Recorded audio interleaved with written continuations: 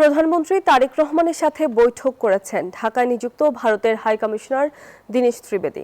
সকালে সচিবালয়ে বৈঠকে বসেন তারা। বৈঠকে দুই দেশের দ্বিপক্ষীয় স্বার্থ সংশ্লিষ্ট বিভিন্ন বিষয়ে আলোচনা হয়েছে বলে জানা গেছে। এর আগে দীনেশ ত্রিবেদী জানান, প্রধানমন্ত্রী তারেক রহমানের সফরের অপেক্ষায় রয়েছে ভারত। দর্শক, এ বিষয়ে বিস্তারিত জানাতে সচিবালয় থেকে আমাদের সঙ্গে যুক্ত হচ্ছেন সহকর্মী শাহনাজ ইয়াসমিন। ইয়াসমিন, আমাদেরকে জানাবেন যে এই বৈঠকে দুদেশের কোন কোন বিষয় নিয়ে আলোচনা হয়েছে? হ্যাঁ, ধন্যবাদ জানাচ্ছি আপনাকে। দীনেশ ত্রিবেদী, যিনি ভারতের হাই কমিশনার, নতুন হাই কমিশনার, সম্প্রতি উনি বাংলাদেশে যুক্ত হয়েছেন।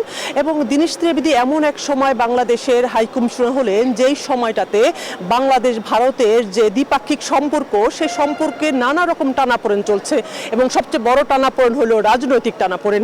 ভারতের সাথে বাংলাদেশের অর্থনৈতিক, রাজনৈতিক, বাণিজ্যিক অনেক বড় ধরনের সম্পর্ক আছে, কারণ পার্শ্ববর্তী বন্ধু প্রতিম বাংলাদেশের এই দেশ হলো ভারত।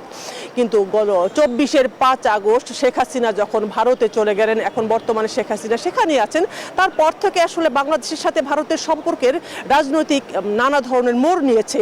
এবং বর্তমান সরকার, বিএনপি সরকার ক্ষমতা নেওয়ার পর থেকে যদিও ভারতের সাথে সে সম্পর্কের অনেক পানি গলতে শুরু করেছে, সম্পর্ক ভালো হওয়া শুরু করেছে, তারপরেও সম্প্রতি শেখ হাসিনা ঠিক জুলাই গণঅভ্যুত্থানের 2 বছরের মাথায় 5 আগস্ট গেল, 5 আগস্ট তিনি একটি ভার্চুয়াল মাধ্যমে কথা বলেছেন, সাংবাদিক সম্মেলন করেছেন। সেটা বলতে গেলে সেখানে তার এই কথা বলাকে কেন্দ্র করে বাংলাদেশের সাথে ভারতের সম্পর্কের নতুন করে আসলে একটি জটিলতা শুরু হলো কিনা, সেটা একটা বিষয় এখন দুই দেশের সবার মানুষের মধ্যে। এবং দীনেশ ত্রিবেদী বাংলাদেশে আসার পর থেকে উনি পররাষ্ট্র মন্ত্রণালয়ে আসছেন, উনি পররাষ্ট্রমন্ত্রীর সাথে, উপদেষ্টার সাথে কথা বলছেন এবং সাংবাদিকদের মুখোমুখি উনি হচ্ছেন কয়েকবারের মধ্যে। এবং গতকালকে উনি পররাষ্ট্রমন্ত্রীর সাথে দেখা করেছেন এই 5 আগস্ট শেখ হাসিনার সংবাদ সম্মেলনের পরে। এবং যখন সাংবাদিকরা তাকে জিজ্ঞেস করলেন যে আসলে এই যে 5 আগস্ট শেখ হাসিনা যখন সংবাদ সম্মেলন করলেন এই জুলাই অভ্যুত্থানের 2 বছরের মাথায়, এরপর থেকে আসলে বাংলাদেশ বিষয়টাকে ভালোভাবে নেয়নি, বাংলাদেশ প্রতিবাদ করেছে, পররাষ্ট্র মন্ত্রণালয়ের মাধ্যমে ভারতে একটি চিঠিও পাঠিয়েছে। এই বিষয় যখন তাকে প্রশ্ন করা হয়েছে, সে বলেছে আসলে এই বিষয়টা দুই দেশের একটা সম্পর্কে হয়তো দুই দেশের প্রধানমন্ত্রী যখন কথা বলবেন এসব সমস্যা থাকবে না। এবং আজকে প্রধানমন্ত্রী তারেক রহমানের সাথে সচিবালয়ে দীনেশ ত্রিবেদী দেখা করলেন, সকাল 11টায় আসলেন, 11:50 অর্থাৎ 50 মিনিট বৈঠক করলেন প্রধানমন্ত্রীর সাথে।